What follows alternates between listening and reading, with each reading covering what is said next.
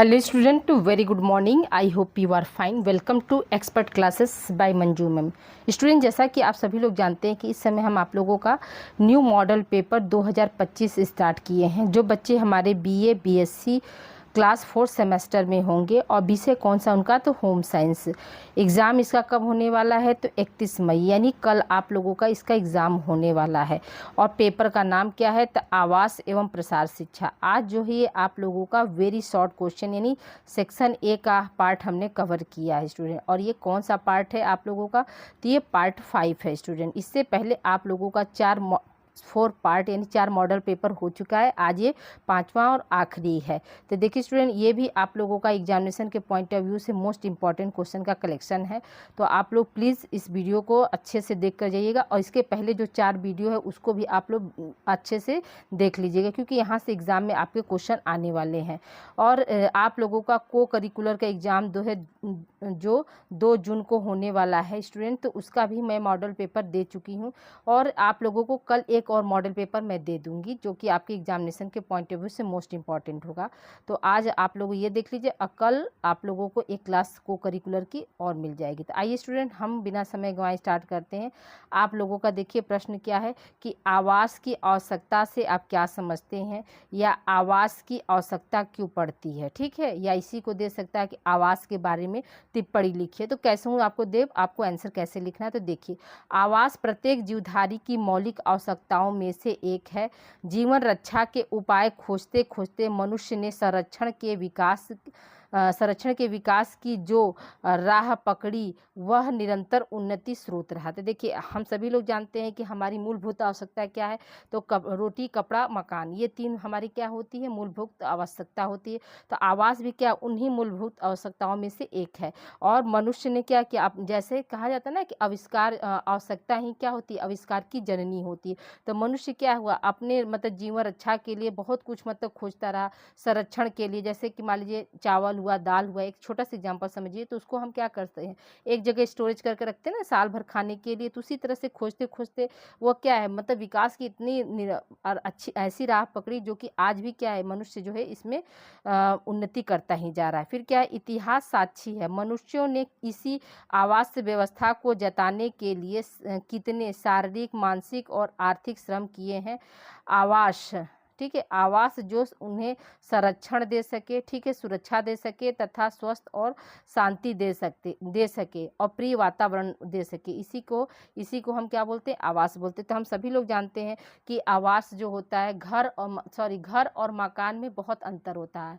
घर जो होता है वो क्या होता है, भावनाओं से जुड़ा हुआ रहता है। और मकान में क्या होती है, वो सारी भावनाएं नहीं होती, या यूं कह सकते हैं कि वो हमारी आवश्यकता पर निर्मित होती है। ये हमारा जो है घर और आवास में मकान और घर में अंतर हो गया। अब देखिए यहाँ पे क्या है,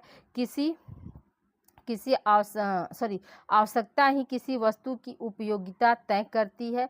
आवास की मानों में निम्नलिखित बिंदुओं के अंतर्गत आवश्यकता पड़ती है, ठीक है। आवास की माने कैसे आवश्यकता पड़ेगी, तो वो कौन कौन से बिंदु है, तो उसमें देखने के लिए तो पहला देखिए यहाँ पे क्या है, पहला पॉइंट है आपका आवास का अस्थायित्व। अस्थायित्व का मतलब क्या हुआ कि परमानेंट कहीं भी रहना। तो यही सी बात है कि जब हमारा घर और मकान बन जाता है तो हम क्या है, हम एक अस्थायित्व प्राप्त कर लेते हैं। फिर क्या है, सुरक्षा। जो हमारा आवास होता है या घर होता है या मकान होता है, वो क्या करता है, हमारी सुरक्षा करता है। कैसे सुरक्षा करता है, आंधी तूफान से सुरक्षा करता है, गर्मी से सुरक्षा करता है, ठंडी से सुरक्षा करता है। उसके बाद क्या है, चोरी होने से भी क्या करता है, आवास ही सुरक्षा करता है, ठीक है। फिर क्या है, वातावरण प्रदान करना। तो आवास भी क्या होता है, हमारा जो है घरेलू जो वातावरण हम भी प्रदान करता है। अगर मान लीजिए हम घर में हैं, ठीक है, और हम अपने घर में बहुत सारे एक्टिविटी को कर सकते हैं जिससे कि क्या हो सके, हमारा घर का जो है वातावरण अच्छा बन सके, ठीक है। फिर क्या है आपका क्रियाशीलता। आवास में हमारा एक माइंड मेकअप हो गया, तो हम क्या है अपने घर में बहुत सारे कार्यक्रम को कर सकते हैं।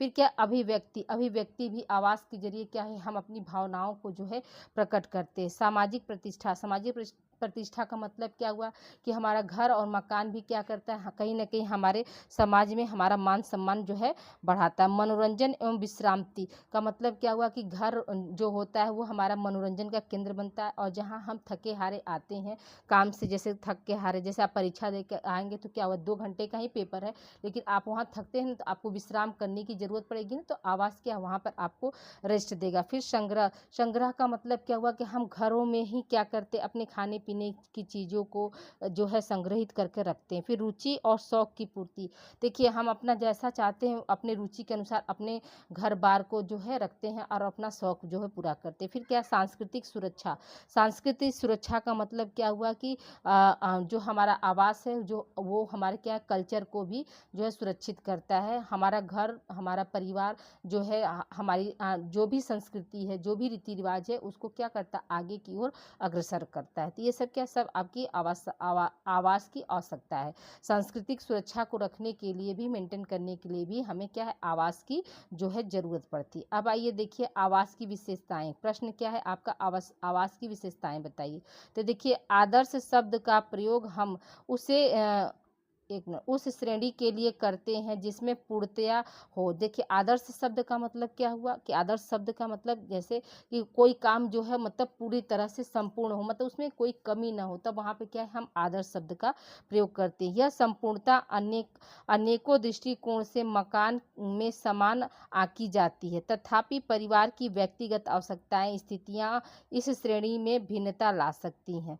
ठीक है, तो जो मतलब देखिए आवास की विशेषता में क्या है यहाँ पर आदर्श शब्द का, तो जो आवास है वो कहीं ना कहीं क्या है आदर्श शब्द से भी संबंधित होता है। जहाँ पर क्या है आवास हम क्यों करते हैं, वहाँ पर क्या है हमारी व्यक्तिगत जो है आवश्यकताएं पूर्ति होती है, हमारी स्थितियों का जो है भले भिन्नता पाई जाएगी, लेकिन क्या जैसे घर में 10 मेंबर, तो जाहिर सी बात है कोई ज़रूरी नहीं कि 10 मेंबर की जो थिंकिंग हो एक जैसी हो, तो उसमें क्या भिन्नता आ सकती है, लेकिन जो है हमारी सारी ज़रूरतें क्या हो हमारे आवास के जरिए पूरा होता है। एक आदर्श मकान हम उस मकान को कह सकते हैं जो हमें प्रकृति के सभी लाभों जैसे हवा, प्रकाश, धूप आदि का सर्वाधिक लाभ हमारी आवश्यकता, ठीक है, आवश्यकता अनुसार दिलाता है, जिसकी योजना हमारी प्रकृति, आवश्यकता और आदतों के अनुसार हो तथा उसमें लोचमयता हो, और जिसका रख रखाव और सफाई क्या हो हम आसानी से कर सके। तो ये क्या है, इसी के अंतर्गत जो है हमारा जो है आवास होना चाहिए। तो देखिए हमारा मकान या आदर्श मकान हम किसे कहेंगे, आदर्श मकान उसे हम कहेंगे जहाँ पर क्या हो खुला वातावरण हो, ठीक है, हवा आने जाने की सुविधा हो, प्रकाश हो, धूप हो, ये सबका जो है हमें लाभ मिल सके, तभी हमारा आवास जो है अच्छा माना जाएगा। अब देखिए एक आदर्श मकान की क्या क्या विशेषताएं होती हैं, अब यहाँ पर देखा जाए। पहली विशेषता क्या है, भूखंड का आकार एवं भौतिक विशेषताएं, तो जमीन हमारा कैसा होना चाहिए इस पर भी ध्यान देना चाहिए। दूसरा क्या है, दिशा, दिशा में क्या है मतलब हमारे मकान की जो दिशा, चाहे उत्तर हो चाहे पूर्व हो, हमारा जो आवास हो या मकान हो एक सही दिशा के अनुरूप हो। फिर क्या है, नींव, नींव हमारी जितनी मजबूत होगी उतना ही अच्छा क्या होगा हमारा घर भी बनेगा। कुर्सी या मंच, कुर्सी या मंच का मतलब समझते हैं, जो मतलब नींव डालते हैं फिर एक मतलब बनाया जाता है ना कि इतनी ऊंचाई पर हमारा घर का निर्माण होगा, तो उसी को हम कुर्सी या मंच बोलते हैं। फर्श, हमारे घर का फर्श कैसा हो ये भी क्या है अच्छा होना चाहिए, ये भी जो है एक विषय। दीवारें, दीवारें जो होती हैं वो मजबूत होनी चाहिए, ताकि जो दीवारों पर ही क्या होता है हमारे छत का निर्माण होता है। फिर छत, छत भी हमारा अच्छा होना चाहिए। खिड़कियाँ, खिड़कियाँ और दरवाजे भी क्या होती हैं मकान की जो है विशेषता में होती है, अच्छी खिड़कियाँ और दरवाजे का जो है प्रयोग करना चाहिए। पानी का प्रबंध, पानी का प्रबंध यानी नाले का भी सुविधा जो है हमारे मकान में होना चाहिए। विद्युत का प्रबंध यानी इलेक्ट्रिसिटी का भी प्रबंध होना चाहिए। नालियों की व्यवस्था, ये तो मोस्ट इम्पॉर्टेंट है कि नालियों की व्यवस्था के बिना क्या होगा आपका घर का पानी, कूड़ा कचरा जो भी गंदा पानी है वो नहीं निकल सकता, इसलिए क्या है नालियों की व्यवस्था होनी चाहिए। वायु विजन, वायु विजन का मतलब क्या हुआ कि जो वेंटिलेशन का मतलब ये हुआ कि जो रोशनदान वगैरह लगते हैं ना स्टूडेंट, तो वो रोशनदान भी होना चाहिए, क्योंकि रोशनदान के जरिए क्या होगा घर शुद्ध हवा हमारे घर में प्रवेश करेगी, और दूसरे रोशनदान से क्या होगा घर की जो अशुद्ध हवा है वो क्या होगा मतलब निकलता जाएगा, तो यानी हमारा जो घर है वो ठंडा रहेगा, इसलिए वायु विजन भी का होना भी जो है जरूरी होता है। अब आइए देखिए हम तीसरा प्रश्न देखते हैं, मकान तथा घर में क्या अंतर होता है। तो देखिए हम यहाँ पर क्या है, मकान एवं घर में वही अंतर है जो जड़ जड़ और चेतन में है। ठीक है, मकान और घर में क्या अंतर है, जो जड़ और चेतन में। मकान एक जड़ संरचना है जिसकी प्रकृति के परिवर्तन स्थान नहीं रखते हैं, जिसमें प्रकृति के परिवर्तन स्थान नहीं रखते हैं, जबकि घर एक भावात्मक चेतन भावना है जो निवास करने वालों के संबंधों से फलती फूलती है। ठीक है, तो अभी आपको बताया कि जो मकान होता है वो क्या है, मतलब आपका जो है ईंट सीमेंट बालू से बना रहता है, लेकिन जो हमारा घर रहता है उसमें हम क्या करते हैं, हम प्रेम से भाव से, मतलब घर का जो वातावरण है वो बहुत ज़्यादा, मतलब हम क्या करके रखते हैं, मिलनसार मतलब प्रेम भाव वाला रखते हैं ताकि वो कलह मुक्त रहे। तो वो हमारा क्या है, घर होता है, जहाँ हम चाचा दादी सभी मतलब सभी रिश्तों को हम अपने क्या है घर में जीते हैं। फिर क्या, सरल शब्दों में क्या है, घर मकान रूपी संरचना में निवास करने वाली आत्मा है। जो घर होता है वो क्या है, मकान रूपी संरचना में निवास करने वाली जो है आत्मा है, उसी को हम क्या बोलते हैं, घर बोलते हैं। अब आइए देखिए हम अंतर देख लेते हैं स्टूडेंट। अंतर क्या है, देखिए यहाँ पर हम उस तरह से तो कॉलम नहीं, इसलिए हम यहाँ कुछ कुछ मैटर जो होता है आप लोगों का हम बुक से ले लेते हैं, तो आप लोग को बस से पढ़ना है। देखिए मकान यानी हाउस, और घर का मतलब क्या होता है, होम। तो मकान क्या है, जड़ संरचना होती है, और घर क्या होता है, चेतन स्वरूप होता है, अभी हमने आपको बताया।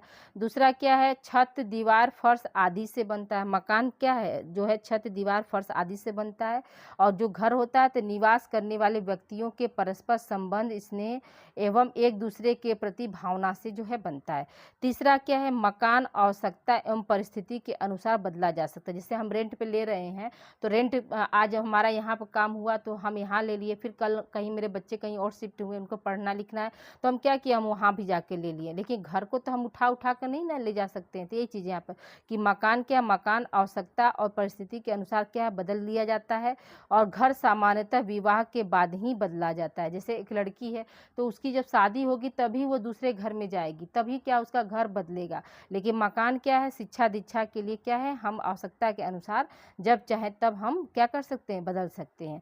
फिर देखिए आपका चौथा अंतर क्या है, प्रत्येक मकान घर ही हो यह आवश्यक नहीं है, उसमें दफ्तर दुकान होटल छात्रावास भी हो सकता है। तो मकान याद रखिएगा कि प्रत्येक मकान यानी जितने भी मकान है वो कोई ज़रूरी नहीं कि वो मतलब घर ही हो, उसमें हम क्या कर सकते हैं, अपना दफ्तर खोल सकते हैं, दुकान बना सकते हैं, होटल खोल सकते हैं, छात्रावास बना सकते हैं, कुछ भी बना सकते हैं। लेकिन जो प्रत्येक घर के लिए एक छोटे या बड़े मकान की आवश्यकता होती है, प्रत्येक घर के लिए क्या होता है, एक छोटे और बड़े मकान की आवश्यकता होती है। ठीक है, तो फिर अगला क्या है आपका, मकान के अस्थायित्व की एक सीमित अवधि होती है, और घर क्या होता है, अखंड होता है। घर की कोई अवधि नहीं होती, लेकिन मकान की क्या होती है, एक अस्थायित्व सीमित अवधि माना जाता है, घर जो है अखंड होता है। समाज में इनकी जीवंतता अक्षय है, एक घर में एक या एक से अधिक घरों की उत्पत्ति हो सकती है। ठीक है, तो एक घर में क्या है, एक या एक से अधिक घरों के हम उत्पत्ति कर सकते हैं। फिर क्या, मकान एक भौतिक आवश्यकता है, मकान क्या होता है, एक भौतिक आवश्यकता है, और घर क्या है, एक मानसिक और भावात्मक आवश्यकता होती है। घर जो होती है एक क्या है, आपका मानसिक और भावात्मक आवश्यकता है। अब आई होप यहाँ तक आप लोग को समझ में आ गया होगा, तो इसको आप लोग थोड़ा अच्छे से देख लेंगे बेटा ना, तो ये अच्छे से आप लोगों की याद हो जाएगा। ये आपको हमेशा जो है एग्जाम में कल आने की जो है इस प्रश्न की जो है संभावना बनती है। अब आइए देखिए हम प्रश्न देखते हैं कि एक अच्छे नमूने की क्या विशेषता होती है। ठीक है, एक अच्छे नमूने की क्या क्या विशेषताएं पाई जाती। तो सज्जाकार को अच्छे, यहाँ पर नैनो नहीं होगा, नमूने। ठीक है, अच्छे नमूनों की क्या होनी चाहिए, नमूनों की जो है पहचान, नमूनों की पहचान करने का ज्ञान होना चाहिए।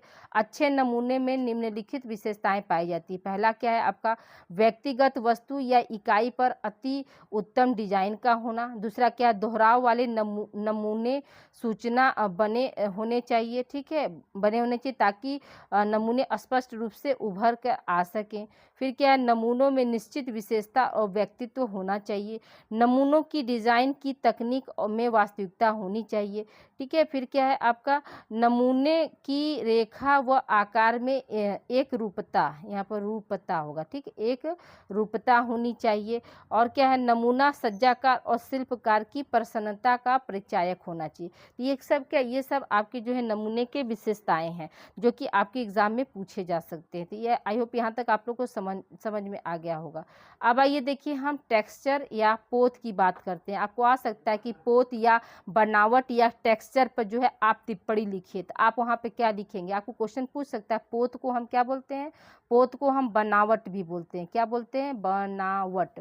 पोत को हम बनावट भी बोलते हैं और टेक्स्ट इंग्लिश में क्या बोलते हैं, टेक्सचर बोलते हैं। ठीक है, तो याद रखिएगा। तो जब हम शब्द पोत के बारे में चर्चा करते हैं तो तुरंत हमारे मस्तिष्क में कुछ छूने के बारे में विचार आता है। तो जो टेक्सचर होता है तो उसको क्या करते हैं, उसको हम स्पर्श करके पता करते हैं कि मतलब हमारा ये चीज़ सही है या नहीं। हाँ देखिए स्टूडेंट, पोत को हम क्या कहते हैं, तो पोत को हमने अभी बताया कि पोत को हम बनावट कहते हैं। तो देखिए जब मतलब जब हम पोत की बात करते हैं, टेक्सचर की बात करते हैं, तो हमारे मन में क्या होता है, स्पर्श की भावना आती है। किंतु पोत में दृष्टिगत गुण के साथ साथ स्पर्श जन गुण भी होते हैं।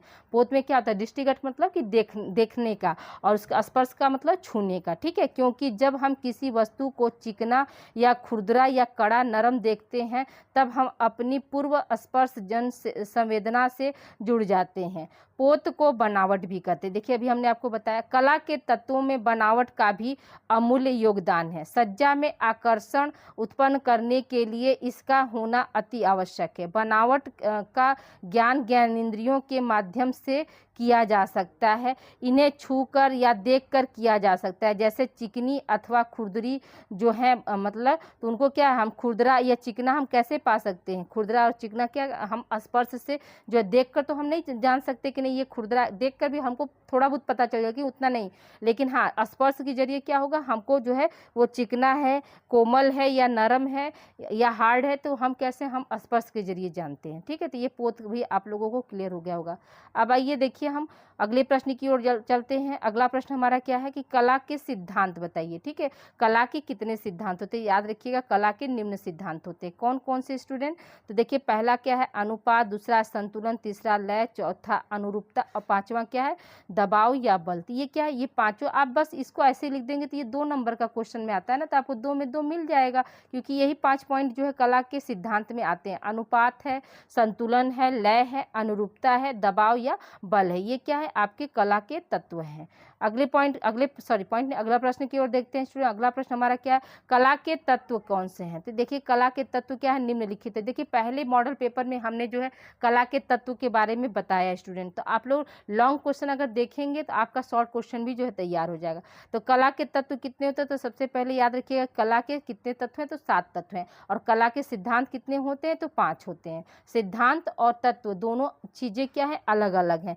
तो कला के तत्व में पहला क्या है आपका रेखा आएगा, दूसरा क्या आकार है, तीसरा नमूना। तो देखिए अभी नमूना वाला हम बताएं, अभी विशेषताएं आपको बताएं। चौथा क्या है बनावट, देखिए ये भी आप लोगों का बनावट भी क्या होता है, बनावट को ही हम क्या बोलते हैं, बनावट का दूसरा नाम क्या था, पोत था। तो ये भी अभी आप लोग को हम बताएं। फिर क्या है रंग है, प्रकाश है और खाली स्थान, ये सब क्या है, ये सब आपके जो है कला के तत्व हैं स्टूडेंट। देखिए स्टूडेंट आप लोगों का जो है को करिकुलर की क्लास जो है इसी चैनल पर आप लोगों का लगा हुआ है स्टूडेंट। तो आप लोग जो है मतलब कल पेपर देने के बाद सीधे को करिकुलर का हमने जितना भी मॉडल पेपर कराया है, प्रीवियस ईयर पेपर भी हम जो है सॉल्व कराएं इसी चैनल पर, तो आप लोग पहले उसको देख लीजिएगा, ताकि आप लोगों का राउंड फिगर 50 में से आप लोग 48 क्वेश्चन तक आप लोग यहाँ पे जो है सही कर सकते हैं सिर्फ मेरे मॉडल पर। और जो बच्चे मेरे आज पहली बार वीडियो देख रहे हैं तो वीडियो को जो है आगे जो है भेज देंगे, अधिक से अधिक बच्चों को आप लोग भेजिए ताकि वो बच्चे जान सके। इस पर जो है आप लोगों का जिनका भी माइनर सब्जेक्ट स्टूडेंट, ठीक है, देखिए थोड़ा सा हम चैनल के बारे में भी जानकारी दे दें। माइनर सब्जेक्ट में आप लोगों का अगर समाज शास्त्र है, ठीक है, समाज शास्त्र है, समाज शास्त्र है और प्लस आप लोगों का अगर हिंदी है, तो ये 2 क्लास आप लोगों का हम चैनल पर जो है स्टूडेंट दिए हुए हैं। और साथ में क्या इकोनॉमिक्स का भी हमने जो है दे दिया है। तो आप लोग जो है आप लोग के अगर कोई नॉलेज में है माइनर सब्जेक्ट में हिंदी समाजशास्त्र जिसका भी है, तो आप लोग जो है इस चैनल को वहाँ तक उनको दीजिए ताकि वो बच्चे जो है जुड़कर अपनी जो है तैयारी को बेहतर कर सके। अब आइए देखिए दृश्य श्रव्य साधन के उदाहरण बताइए, कौन कौन सा जो है दृश्य श्रव्य साधन। सबसे पहले हम समझते हैं कि दृश्य श्रव्य साधन क्या है। तो देखिए दृश्य श्रव्य साधन, दृश्य का मतलब क्या होता है देखना, और श्रव्य का मतलब क्या होता है सुनना। तो यानी देखना और सुनने वाले जो हमारे साधन होते हैं वो क्या है हमारे दृश्य श्रव्य साधन। जैसे ये मोबाइल क्या है, इस समय क्या कर रहे हैं आप, मोबाइल को देख भी रहे हैं और मेरी आवाज़ को सुन भी रहे हैं, तो ये मोबाइल हमारा कैसा हो गया, दृश्य श्रव्य साधन के अंतर्गत आ गया। टेलीविजन क्या हुआ, ये भी आपका दृश्य श्रव्य साधन के अंतर्गत आ गया। तो देखिए उदाहरण में हम क्या लिख देंगे, 5 लिख दें, जैसे टेलीविजन हो गया, फिल्म हो गया, कठपुतली का खेल हो गया, नाटक हो गया, और क्या है पारंपरिक लोकगीत और लोक नृत्य, ये सब क्या सब आपके दृश्य श्रव्य साधन के अंतर्गत आते हैं स्टूडेंट। ये सब आपके क्वेश्चन जो है इंपॉर्टेंट है, और आप लोगों का कल एग्जाम है स्टूडेंट। तो सभी स्टूडेंट को ऑल द बेस्ट, आप लोग पेपर अच्छा करिएगा स्टूडेंट, यही जो है ईश्वर से मेरी प्रार्थना है। पहले शांति से सारे क्वेश्चन को आप लोग अच्छे से पढ़ लीजिएगा, ठीक है, घबराइएगा नहीं, शांति से पढ़ने के बाद जो आपको अच्छे से आता हो उसको आप लोग पहले लिखिएगा, ठीक है। और कोशिश करिएगा कि लॉन्ग क्वेश्चन जो है सेक्शन सी वाला क्वेश्चन जो है आप लोग पहले करिएगा। सेक्शन सी में आप लोगों का क्या होता है, लॉन्ग क्वेश्चन रहता है स्टूडेंट। तो लॉन्ग क्वेश्चन आपका जो है 4 दिया रहता है, 4 में से आपको क्या करना है, 2 ही प्रश्न करने, चारों प्रश्न मत कर दीजिएगा। बहुत से बच्चे क्या है चारों प्रश्न करके खाली जाते, नहीं, जब आपको 2 प्रश्न लिखा गया है शब्दों में तो आप ध्यान से उसको पढ़िए क्वेश्चन पेपर को कि लिखा क्या है, पूछ क्या रहा है। सेक्शन सी से आपको 2 क्वेश्चन करना है। फिर आपका जो है सेक्शन बी में आपका क्या होता है, सेक्शन बी में क्या होता है 8 क्वेश्चन दिया रहता है। 8 क्वेश्चन में से आपको क्या है 5 क्वेश्चन आप लोगों को करना रहता है, और सेक्शन ए में तो 5 आप लोगों को दिया रहता है, वो सभी आपको करना रहता है, ठीक है। तो सेक्शन बी में 8 क्वेश्चन दिया रहता है, तो 8 में सिर्फ आप 5 करेंगे, ये नहीं कि 8 कर दें, ऐसी गलती आप लोग मत करिएगा। इससे क्या होता है, इससे जो एग्जामिनर है जो कॉपी चेक करता है ना वो इरिटेट होता है। जहां आपको अच्छे नंबर मिलना चाहिए वहां क्या हो जाता है, आपको कम मार्क्स देकर वो चला जाता है, ठीक है, क्योंकि उसको लगता है कि आपको नॉलेज नहीं है, प्रश्न क्या पूछा जा रहा है, आप क्या कर रहे हैं, ठीक है। तो ऐसी गलती आप लोग मत करिएगा, ओके। आप लोगों को फिर से एक बार जो है सभी बच्चों का पेपर अच्छा जाए, यही प्रार्थना है मेरी। आप सभी को all the best, okay. Thank you for watching student. आप अपना ध्यान रखिएगा और पेपर अच्छा से करिएगा।